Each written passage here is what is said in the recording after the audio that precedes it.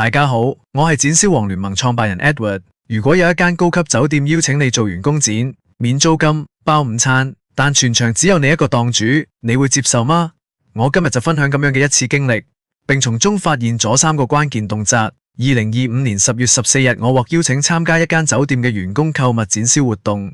同一酒店1年前參加過，當其時有10幾檔喺一個富麗堂皇大廳舉行，但今次只有我一檔。酒店有700位員工，位置喺員工飯堂。果然係高級酒店，員工飯堂嘅食品質素非常高，食嘅雪糕都係 Mövenpick。洞察1：獨家不等於優勢。早上9點去 set up，活動由10點到下午5點。原來展銷都有朝9晚5工作，準時開工，但始終係飯堂地方，最多人都係中午放飯時候，全場只有我一檔。感覺唔係獨家優勢，而係缺乏咗展銷應有嘅熱鬧氣氛，反而令員工冇咗購物嘅動力。洞察2：人數不等於客數。員工們都會穿着自己部門制服，見到好多穿西裝不停嘅同事，又有着住和服嘅同事，目不暇給。但係着到咁靚，可能更加唔方便幫襯。始終都係女性員工先係主要客戶群。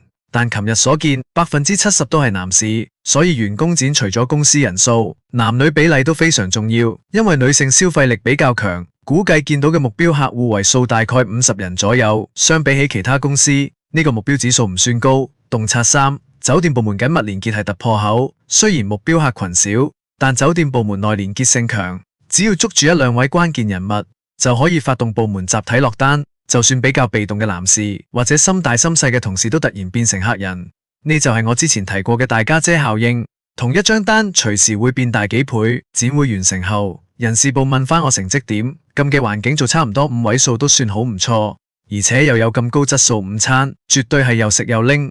我又問翻佢呢次活動同事 OK 嗎？有冇做得唔好嘅地方？最緊要係幾時再有類似活動或者其他分店需要去幫手？人事部同事都話唔錯，可以轉介我俾其他同事，咁希望日後多多合作啦。呢次經驗話我知，評估一個新場地唔可以只睇表面數字，如員工人數，更要分析客群結構同連結性。如果你都有興趣參加酒店員工展，歡迎掃影片2維碼加入展銷王聯盟，一齊成為展銷王。